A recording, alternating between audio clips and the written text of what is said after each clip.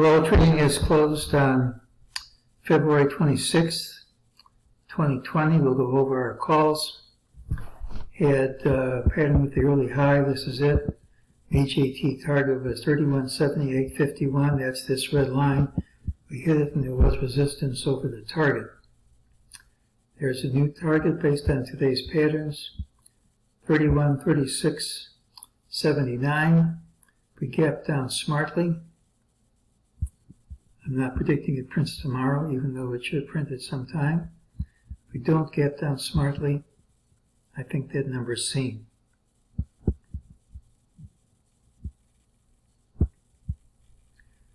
Here we had an ultimate signal to buy.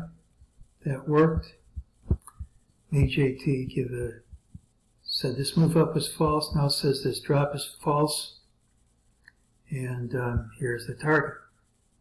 Well, I guess the real interest here is how far are we going to drop. As I said yesterday, when we hit the all-time high last week, I was looking for a drop, but I certainly was not looking for a collapse. I thought the drop would be rather modest and then the rally would continue, and that turned out to be wrong.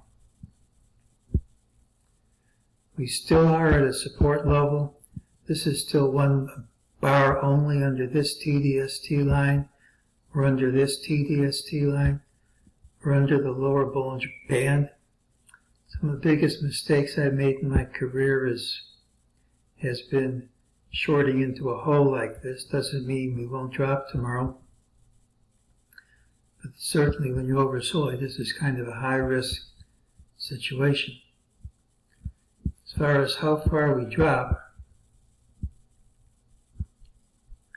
this is a weekly chart, and the green numbers say we had a Tom DeMark combo sell on the weekly chart, taking up bar number 8 this fast does not augur well for future action in the market.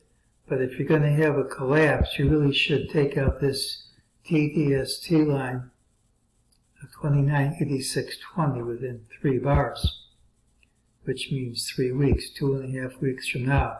When this started, I thought that was just completely off the table. It doesn't look as implausible now. It is possible to come up with a wave count that says the whole 11-year bull market's over. I think it's a forced count. Doesn't make it wrong, but I don't trust forced counts. In addition, we have a higher high in futures than we've seen in cash, and usually that gets seen in cash before the market tops out for keeps. So I'm not looking for this number to print.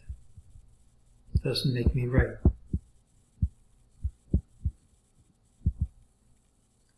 Here's what we said yesterday. We had mixed signals, but neither one of the commonest things happened.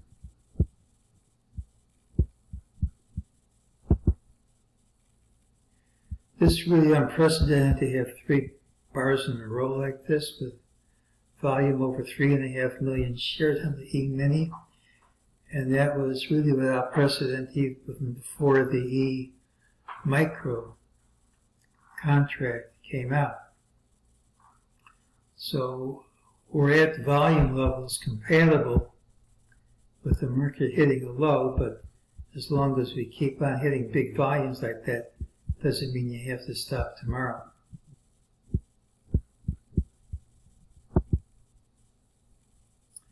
This idea we had yesterday isn't really killed. We undercut this low slightly, but not enough to kill the idea. I think if this is a low of wave 4, it's probably A of 4, not 4 itself. Sure doesn't look like you're going to turn around and rally in an impulsive wave anytime soon with breadth collapsing. And wave 4 generally is longer than wave 2. So if this count is the right idea, and wave 2 lasted 5 months, you'd figure over 5 months, making an ABC in wave round 4. That would take us into June or later. before the rally resumes. Again, at this point, you can't be certain that's the right count.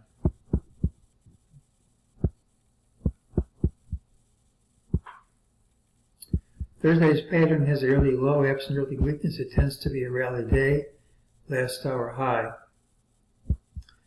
Early weakness leads to additional declines in days to come, and futures are down as I'm recording this, so I can't rule that out.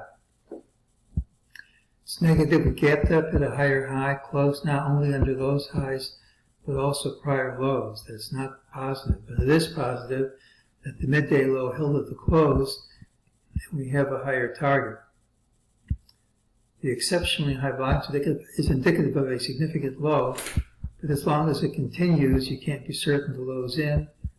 NASDAQ McClellan oscillator, I should say, is under a slower Bollinger Band.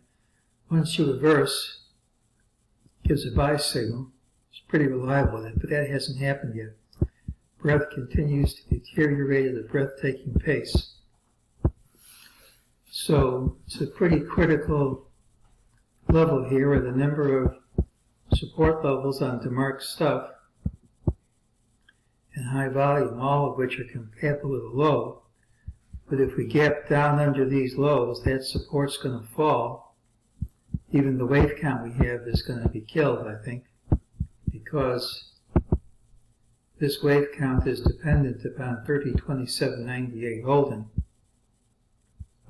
Otherwise, this whole idea is wrong, and this could be 1, 2, 3, 4, 5, ending the whole rally. I think it's pretty unlikely to have a wave 4 of this degree. That's what I call a forced count, but it doesn't really break a rule.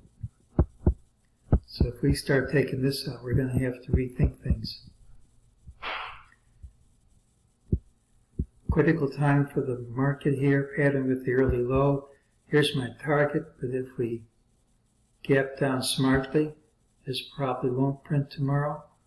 And then the whole idea of the bull market continuing is placed in jeopardy. That's today's call.